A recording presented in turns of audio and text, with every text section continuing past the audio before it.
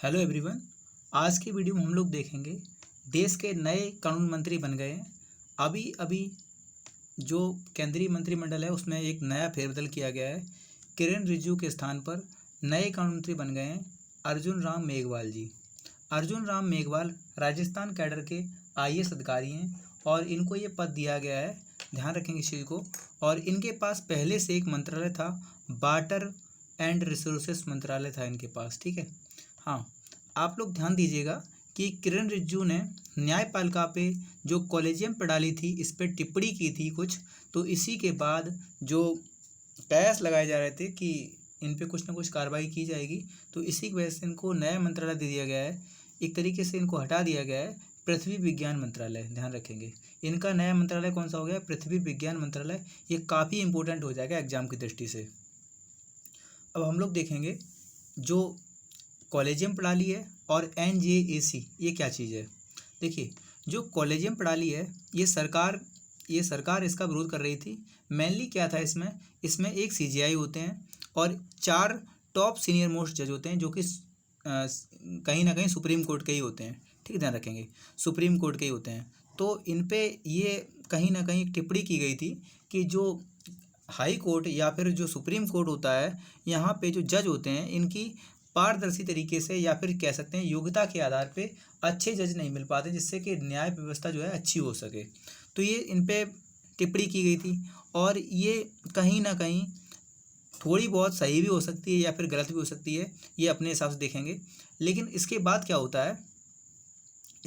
होता है, एक जो कमेटी गठित की गई थी एनजेएसी, तो इसके बाद इसमें क्या था, नेशनल जुडिशरी अपॉइंटमेंट सिस्टम, ये 2014 में लाई गई थी हालांकि। और इसमें 99th अमेंडमेंट था जिसको सुप्रीम कोर्ट ने रद्द कर दिया था। मेनली इसमें था क्या, इसमें था कि इसमें 6 मेंबर थे। कितने मेंबर थे? 6 मेंबर थे।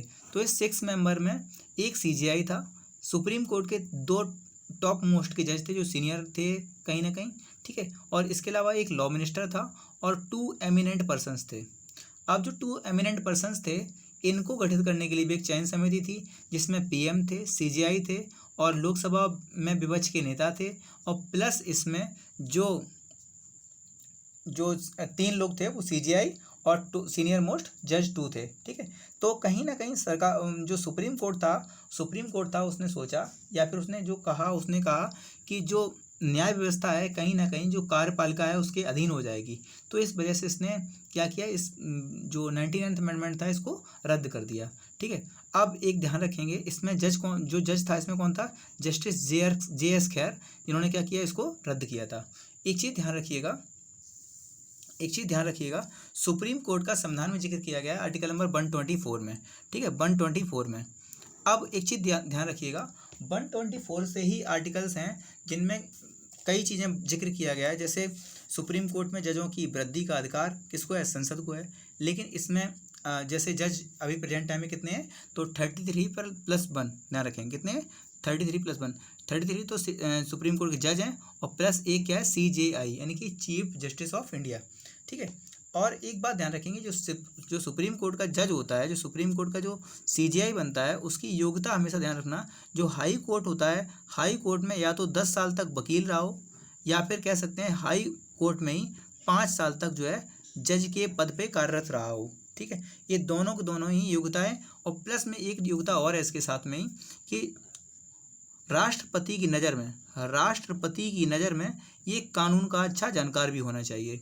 इतनी सारी प्रोसेस कम से कम उसको फॉलो करनी पड़ेंगी, ठीक है। हाँ, नियुक्ति हमेशा राष्ट्रपति करता है, सलाह हमेशा ये कॉलेजियम प्रणाली देती है। इसी का विरोध सरकार के कानून मंत्री किरेन रिजिजू कर रहे थे। इन्होंने कहा कि जो न्याय व्यवस्था है इसमें कहीं ना कहीं थोड़ी सी चूक है, इसको सुधारने की जरूरत थी, एनजेएसी को लाया जाना चाहिए, ठीक है। लेकिन कहीं ना कहीं एक चीज़ और भी है क्वेश्चन कि जो एनजेएसी है इसमें जो 2 मेंबर्स हैं, जो एमिनेंट मेंबर्स हैं, इनको चुनने के लिए भी कहीं ना कहीं सरकार ज़्यादा कार्यरत थी। तो इसीलिए क्या किया गया, इसको रद्द कर दिया सुप्रीम कोर्ट ने। इसको हवाले देते हुए कि ये आर्टिकल नंबर 13, कहीं ना कहीं आर्टिकल नंबर 13 और जो एक केशवानंद भारती केस था उसका उल्लंघन है, ठीक है। केशवानंद भारती केस था उसका उल्लंघन है, ठीक है। 13 जज की बेंच थी, तो कहीं ना कहीं ये उल्लंघन था, ठीक है, ध्यान रखेंगे इस चीज़ को। तो इसीलिए सुप्रीम कोर्ट ने इसको रद्द कर दिया। इसमें क्या था कि संवैधानिक ढांचा के अधीन ही आप चेंजमेंट कर सकते हैं। ठीक है, इन सब चीज़ों को ध्यान रखना है। इस चीज़ को आपको कुछ इंपॉर्टेंट क्वेश्चन बता देते हैं। जैसे कि आपको याद रखना है कि जो सुप्रीम कोर्ट के जज होते हैं, इनकी नियुक्ति कौन करता है? हमेशा राष्ट्रपति करते हैं। सलाह हमेशा कौन देता है? तो कॉलेजियम प्रणाली देती है। ये त्याग पत्र भी हमेशा राष्ट्रपति देते हैं और शपथ भी हमेशा इनको राष्ट्रपति ही दिलवाता है। हाँ, इनको हटाने के लिए आपको महाभियोग जैसी प्रक्रिया लानी पड़ेगी। कहाँ पे? संसद में। ध्यान रखेंगे इस चीज़ को। ठीक है, और आपको ध्यान रखना है प्रेजेंट टाइम में जो एक जज थे, जज रामास्वामी थे, जिनके खिलाफ एक महाभियोग लाया गया था, लेकिन वो पारित नहीं हो पाया था। इनकी हाईएस्ट एज, ध्यान रखना, हाईएस्ट एज 65 साल है और ये अपने एक टर्म में कार्यकाल 6 साल का पूरा कर सकते हैं। ध्यान रखना,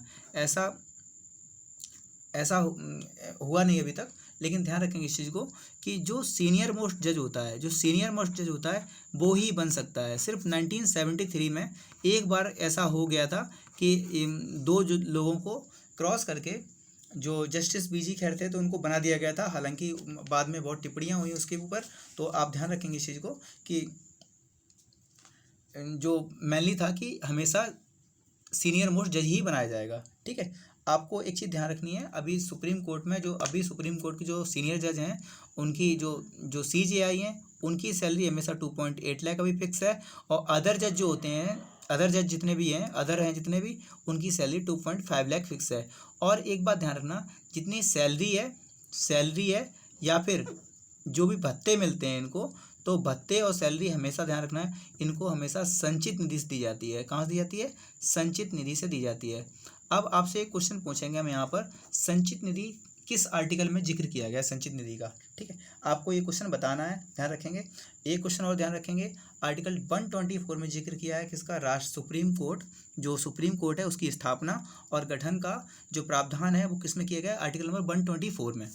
ठीक है, 124 में देख लीजिए एक बार, आर्टिकल 124 में गठन है, सुप्रीम कोर्ट का गठन है, ध्यान रखेंगे। ठीक है, आर्टिकल 125 में हालांकि वेतन दिया गया है राष्ट्रपति का, इनका जो CJI है इनका वेतन दिया गया है, या फिर जितने भी जज हैं इनका वेतन दिया गया है, ध्यान रखेंगे। और 126 में कहा गया है, इसमें जो 126 नंबर आर्टिकल है, मोस्ट इंपोर्टेंट आर्टिकल माना जाता है इसका भी। ठीक, ध्यान रखेंगे।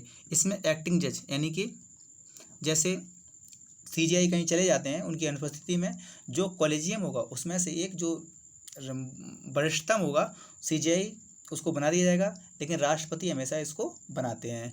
और इनको जब वेतन मिलेगा तो उसी CJI के बराबर वेतन मिलेगा जिसका वो कार्य कर रहे हैं। ध्यान रखेंगे इस चीज़ को। ठीक है, किंतु ये स्थायी होते हैं, ध्यान रखेंगे इस चीज़ को। हाँ, 126 के बाद 127 नंबर आर्टिकल आपको ध्यान रखना है। इसमें एडॉक जज होते हैं जिनकी नियुक्ति की जाती है, राष्ट्रपति करते हैं, लेकिन इनकी नियुक्ति हमेशा हाई कोर्ट से होती है। तो हाई कोर्ट में जहाँ से ये जज की ज़रूरत होती है वहाँ से मांगते हैं ये लोग। हाई कोर्ट के जो चीफ जस्टिस होते हैं वो स्वीकृति देते हैं। उसके बाद यहाँ पे हाई कोर्ट की नियुक्ति कौन करता है? हाई कोर्ट के जज की नियुक्ति सुप्रीम कोर्ट में कौन करता है? तो हमेशा राष्ट्रपति करते हैं। अगर 128 की बात करेंगे तो जो सेवानिवृत्त जो न्यायाधीश होते हैं उनको जो अलग से कार्य दिया जाता है तो उनको बैठा दिया जाता है। तो 128 नंबर आर्टिकल है। हालांकि एक इंपॉर्टेंट आर्टिकल ध्यान रखना, 129 नंबर आर्टिकल जो है ये मोस्ट इंपोर्टेंट आर्टिकल माना जाता है। ये अभिलेख न्यायालय का काम करता है। अभिलेख न्यायालय का काम करता है कौन? Supreme court. ध्यान रखेंगे, सुप्रीम कोर्ट अभिलेख न्यायालय का काम करता है। ठीक है, और 130 में इसमें सेटलमेंट है जगह का, कि आप कहीं भी इसको इस्टेब्लिशमेंट कर सकते हैं। 131 क्या है कि इसकी जो एक तरीके से फंडामेंटल राइट है सुप्रीम कोर्ट के, जैसे कि राज्य टू राज्य अगर विवाद होता है तो कहाँ जाएगा? सीधा सुप्रीम कोर्ट में जाएगा। ठीक है, कुछ इसके फंडामेंटल राइट्स हैं। ठीक है, अब इन्हीं क्वेश्चन के साथ में मैं आपसे यहीं पे वीडियो को समाप्त करता हूँ। ठीक है, कुछ इंपोर्टेंट आर्टिकल और भी हैं, जैसे 143 नंबर आर्टिकल है, राष्ट्रपति का परामर्श मांगता है सुप्रीम कोर्ट की जज से। ठीक है, 145 है, 146 है, कभी फिर डिस्कशन कर देंगे। और वीडियो कैसा लगा आप लोग जरूर बताना। ठीक है, इन्फॉर्मेशन बहुत अधिक इसमें इन्फॉर्मेशन है, अगर आप अच्छे से ध्यान से सुनेंगे इसमें। लेकिन थोड़ा वीडियो मेरा अच्छा नहीं बनता है देखने में, क्योंकि मेरे पास उतना संसाधन नहीं है, लेकिन मुझे आता भी नहीं बनाना, तो आप लोग ध्यान से देखिएगा। थैंक यू दोस्तों।